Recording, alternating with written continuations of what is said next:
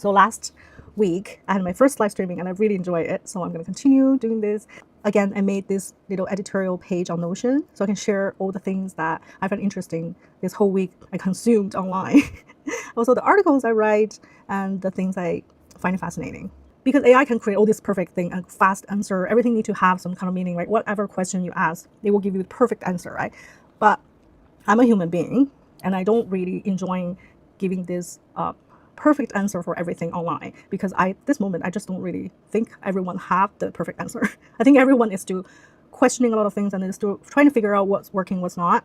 And for me, that's my goal, is to go through this period of time with you guys. And then for the next 2 years, I find it's really important to navigate the space of analog and AI, because it will be changing. A lot of things will change. But the fact that as human, how we live this life with like conscious mind, and then being not perfect, but to, like this title said, the art of being dissatisfied while we're working with AI is pretty important. So this is what I wanted to talk about this week.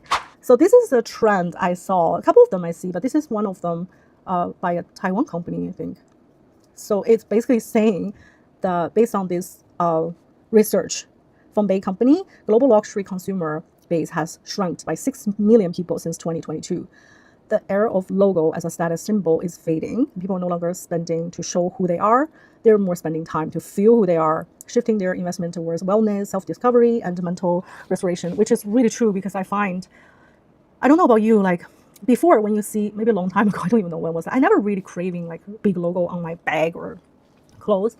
But before, when you see people like that, you kind of have this shift in your mind. Like, oh yeah, this person's rich. But I don't know since when you see people have like a unique piece, or the bag just looks nice but doesn't have a big logo, you start to feel like, oh, this person have good taste. I think that's what the future going to be like. So people will start to spending more time, care about themselves more, like go inward, instead of spending all their time trying to make money to show off, which is, I find it's a great thing. So the investment they have is really more focused on traveling, and then make themselves feel comfortable instead of like big logo on their bag. And then of course, that's also ties to the point I was saying, how taste is so important. The taste including how you create things online, what you want to show off, and then even the things you want to create. There's another really interesting, I wanted to bring more Asian trend, because I feel like when we're talking about trend, I think what I see is similar than with what you guys see when you speak English, and most of my audience from North American.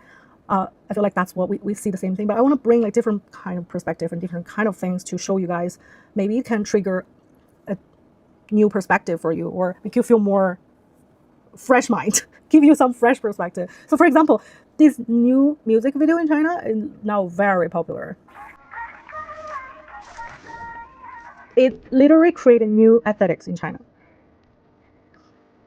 It's so beautiful. I just love the color. And then the Chinese singer, she's pretty young.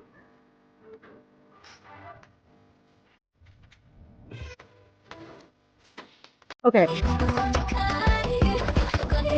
I just really love the color. So why I want to talk about this is because on the Xiaohongshu, like kind of Chinese TikTok, there's so many people using AI to recreate similar kind of taste music videos with, like, because of this aesthetics, like this one.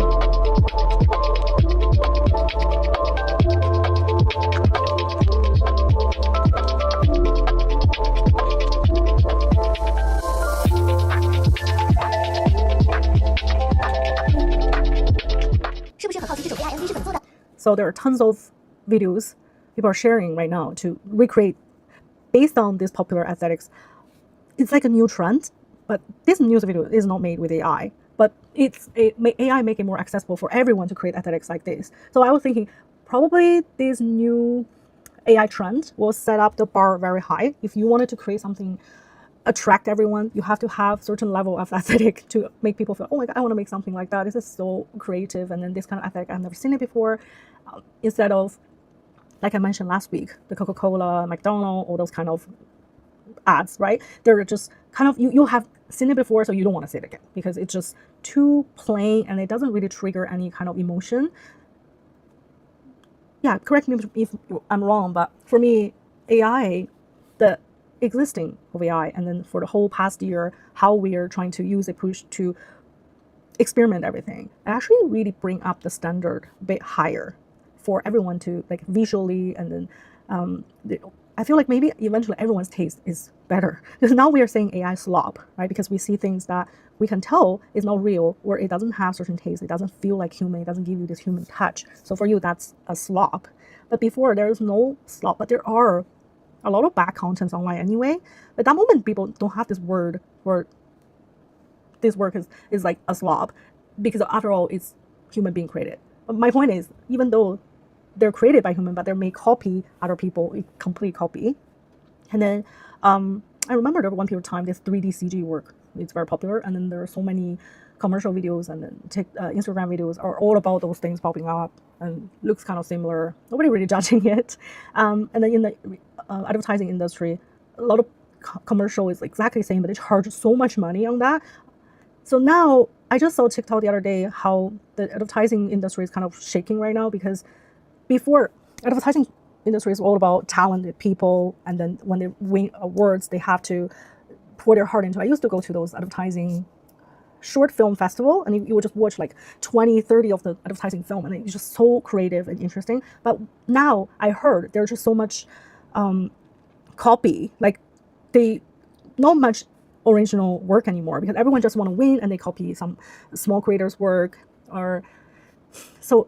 And then maybe use AI to create you can use AI to create advertising, but it has to have a unique taste, and then the work that not many people can, like they've never seen it before, so it's unique, and you last some kind of impression for majority of people that consider as like a good ads, good advertising. But now it's just become more like a vending machine. That's how a lot of people use it. So considering if kids grow up seeing all these tools out there, AI is one of the most easy one to get the answer they want. And then they will start to develop certain kind of way to communicate with AI that we find struggling maybe for 1 year or two.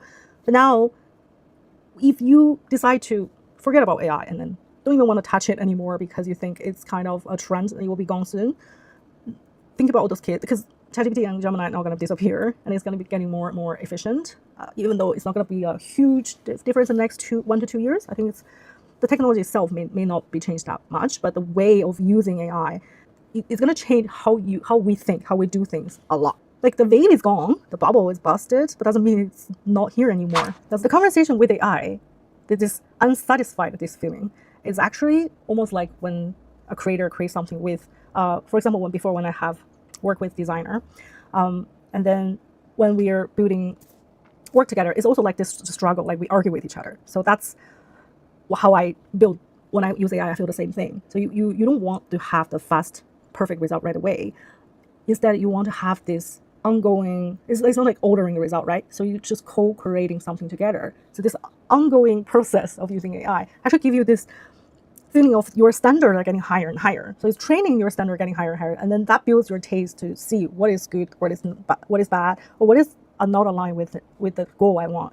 So I find that the essential skill of the future is the ability to recognize the good, articulate the missing, and then relentlessly raise the standard of the final. This is not from AI. This is completely I wrote from my understanding. And then when I write this article on Substack, I'm not a good writer because English is not my first language. So I use AI to ask me serious questions to dig out the feeling of what I just said, the process of using AI. When I write this article, I was really deeper into why I love using AI, but at the same time, it's really not there yet, because there are a lot of things I wanted to do easier, especially when this comes to creatively. It still feels too much big struggle to the thing I wanted to achieve. But when I plan a meeting or plan some kind of structure, those kind of tasks is really amazing to use. I think AI again will give us more ability to think outside the box and even live outside our ordinary life. And it's going to be a huge change in the next couple of years. I'm 100% sure, because I think about robotics and then the self-driving cars and also quantum computing. I don't know if in the next couple of years will happen, but somehow I feel like it's going to be a huge technology thing. Will have a huge change in the next couple of years. We don't want always catching up. We still want to feel, of course, but it will be somehow outside of your imagination. What do you think? So for this channel, while I'm doing all this live, I try to catch all these little pieces that we can talk about and discuss what could be the new, near future thing that we can develop, or we can have some opinion and maybe create something together. You never know.